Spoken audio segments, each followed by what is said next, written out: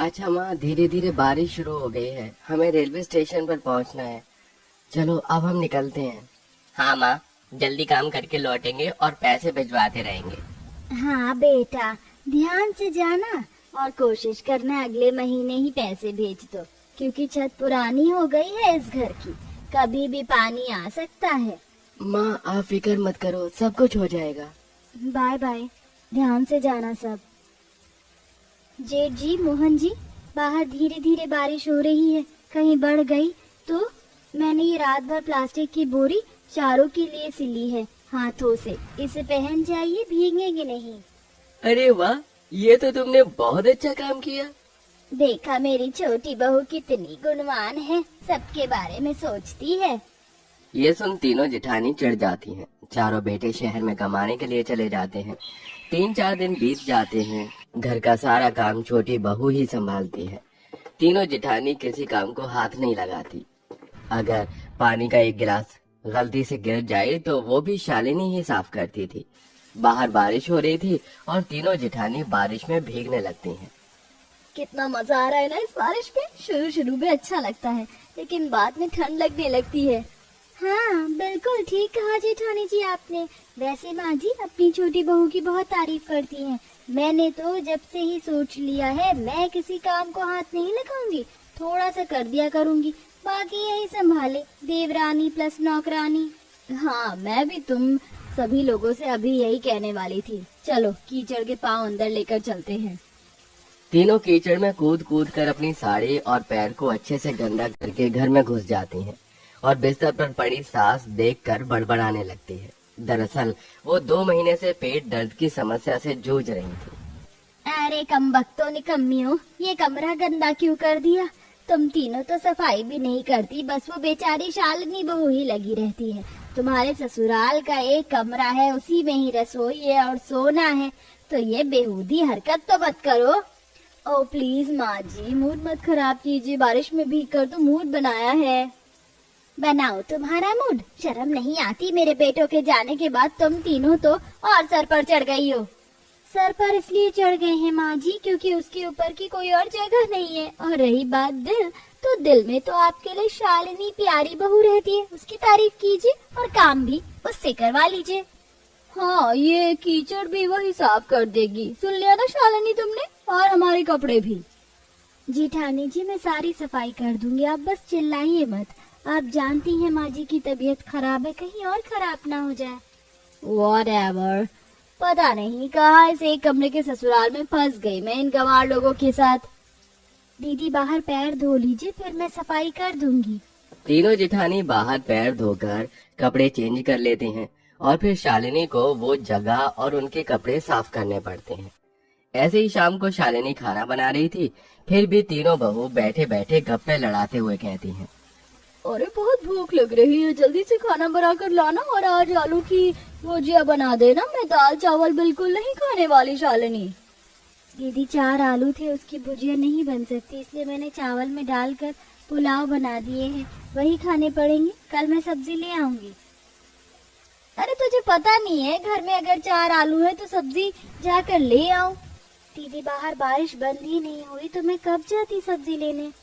बारिश में भीग कर जाती, और कैसे जाती? बहाने हैं बस तेरे। बस कर बहू, फिर वही बातें, पूरे दिन वो काम करती रहती है और तुम तीनों जैसे अभी बैठी रहती हो। पूरे दिन तीनों में से किसी से सब्जी नहीं लाई गई, आखिर तुम तीनों भी इस घर की बहू हो।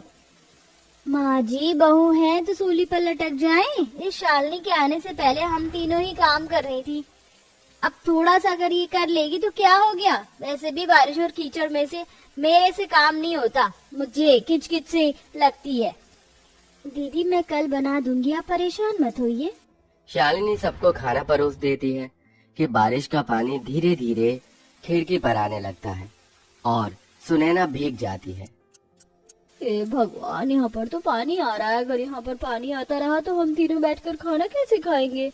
इस एक कमरे के अलावा हमारे पास कोई जगह भी नहीं है।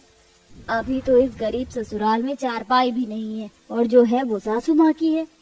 दीदी मैं साफ करती हूँ, आप आराम से खा लीजिए। बहू तुझे भी तो खाना खाना है, तू सफाई क्यों कर रही है? कोई बात नहीं माँ जी, मैं कर देती हूँ, बारिश का मौसम है, ये सब होना आम बात है। तीनों बहू आराम से बैठकर खाना खाती हैं और शालिनी बार बार उस जगह पर पोछा लगाकर सारा पानी धीरे धीरे बाहर निचोड़ देती है। ये करते करते उसे 1 घंटा बीत जाता है। बहुत थक गई, मैं ऐसा करती हूँ, इस खिड़की को ही किसी तरह बंद कर देती हूँ। बहू इस जूट की बोरी को ले ले, इसे लगाने के बाद पानी अंदर नहीं आएगा। हाँ माँ जी, मैं भी यही सोच रही थी। ये बोलने के बाद शालिनी जूट की बोरी खिड़की पर अच्छे से लगा देती है, जिससे पानी आना बंद हो जाता है और फिर वो भी सास के साथ बैठकर खाना खाती है। ऐसे ही 2-3 दिन गुजर जाते हैं। बारिश के पानी ने शालिनी को सबसे ज्यादा तंग करके रखा था, क्योंकि तीनों जेठानी तो किसी भी काम को हाथ लगाकर राजी नहीं थी। ऐसे ही एक दिन घर में बारिश का पानी अंदर टपकने लगता है। अरे मोरी मैया, कितना ज्यादा पानी आ रहा है। आरती, महिमा, सुनैना, तुम तीनों फोन में क्या देख रही हो? दिखाई नहीं देता घर में पानी आ रहा है? बर्तन लगा दो यहाँ पर। क्यों, आपकी शालिनी बहू कहाँ है? सब्जी लेने गई है और दूध नहीं है। तुमसे तो ये भी नहीं लाया जाता। बर्तन रखो यहाँ पर। हाँ ठीक है, रख रहे हैं, आप चिल्लाइए मत वरना बीपी ऊपर नीचे हो जाएगा। तीनों बहू मुंह बनाकर बारिश की आई हुई बूंद के नीचे बर्तन रख लेती हैं, लेकिन फिर बातों में लग जाती हैं, जिससे पानी बाहर आकर घर में और भर जाता है। इतने में भीगती हुई शालिनी आती है। शालिनी, इतनी देर लगाना जरूरी थी क्या? क्या कर रही थी तुम बाहर बारिश में? घर के काम से बचना चाहती थी क्या? मुझे तो यही लगता है। देखो, घर में पानी भर गया है, अब इसे तुम्हें ही निकालना होगा। जल्दी करो, हम कहाँ बैठे, सामान खराब हो जाएगा। हाँ दीदी, मैं भी करती हूँ। अरे बहू को कपड़े तो बदलने दो, वो बुखार में पड़ जाएगी। काम तो उसको ही करना है। ये जितनी देर में कपड़े बदल कर आएगी, पानी और भर जाएगा। समझ नहीं आ रहा आपको? जेठानी जी, फिक्र मत कीजिए, मैं हूँ ना। थोड़ी सी जगह से पानी आ रहा है, कल मैं इसका जुगाड़ कर दूंगी। शालिनी भीगी साड़ी में छींक मारकर बाल्टी भर भर के घर से बाहर पानी फेंकती है और घर का पानी सुखाने की कोशिश करती है। और तीनों जेठानी बुत बनकर खड़ी रहती हैं। बेचारी सास को अपनी छोटी बहू पर बहुत तरस आता है, क्योंकि वो अक्सर वही पिसती रहती है। हे भगवान, थक गई हूँ मैं, ऊपर से ठंड भी लग रही है। अच्छू! अरे खड़ी क्यों हो तुम? पोछा लगाओ ना जल्दी से, फिर बिस्तर भी बिछाना है। शुक्र है बारिश बंद हो गई, रात को सो पाएंगे। हाँ। फिर शालिनी पोछा लगाती है। धीरे धीरे उसे बहुत ठंड लगने लगती है और वो जैसे ही कपड़े बदलकर सोने जाती है तो उसकी निगाह छत पर जाती है।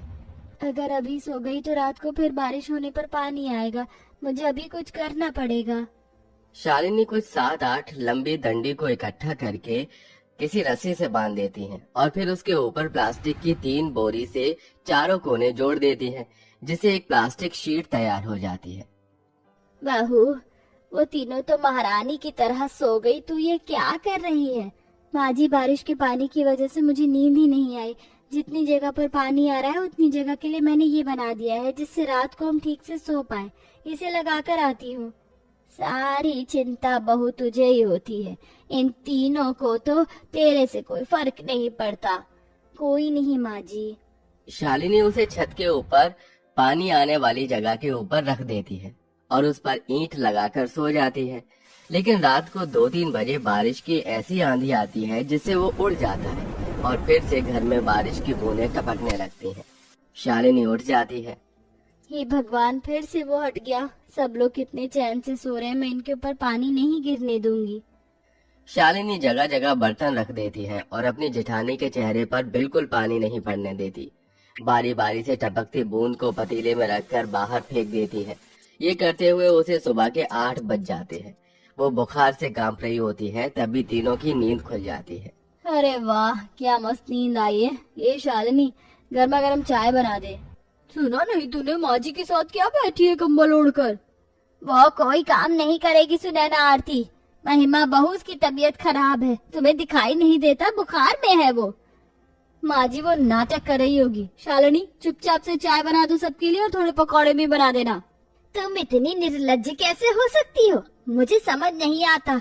तुम भी इसी घर की बहू हो, लेकिन तुमसे कोई काम नहीं होता। वो 10 काम करती है, मजाल है तुम एक काम भी कर दो। पता है तुम्हें इतनी अच्छी नींद क्यों आई? क्योंकि तुम्हारी छोटी देवरानी रात भर 6-7 घंटे पतीले लेकर तुम्हारे चेहरे के ऊपर पानी की बूंद की उसमें इकट्ठा करती रही ताकि तुम भीगो ना, तुम्हारी नींद ना खुले। लेकिन उस बेचारी के ऊपर कुछ बूंदे पानी की आई, वैसे ही वो रात में 2 बजे आधी भीग चुकी थी। तुम लोगों को जरा सी भी शर्म वरम क्यों नहीं आती है, ये बता दो। माँ जी, मैं चाय बना देती हूँ। देख लो, मुंह से आवाज नहीं निकल रही। अरे चली जाओ मेरी नजरों के सामने से। माँ जी, पर शालिनी, हमारी वजह से तुम रात को खड़ी रही और भीगी। हमें माफ कर दो और हमेशा हम तीनों तुम पर बरसते रहे। हाँ शालिनी, हमें माफ कर दो। हम बहुत बुरी जेठानी है, लेकिन तुम छोटी होकर भी सब संभालती रही। लेकिन इस एक कमरे में होती बारिश की सिर्फ तुम्हें फिक्र थी। लेकिन अब तुम बैठो, सारा काम हम करेंगे। तीनों जेठानियों को अपनी गलती का एहसास होता है। वो शालिनी से माफी मांगकर उसकी तबीयत का ख्याल रखती हैं। अब चारों बहू में बहुत प्यार था और फिर अगले महीने में चारों पति घर में पैसे देकर घर की मरम्मत करवा देते हैं, जिससे उन्हें फिर बारिश में तकलीफ नहीं होती।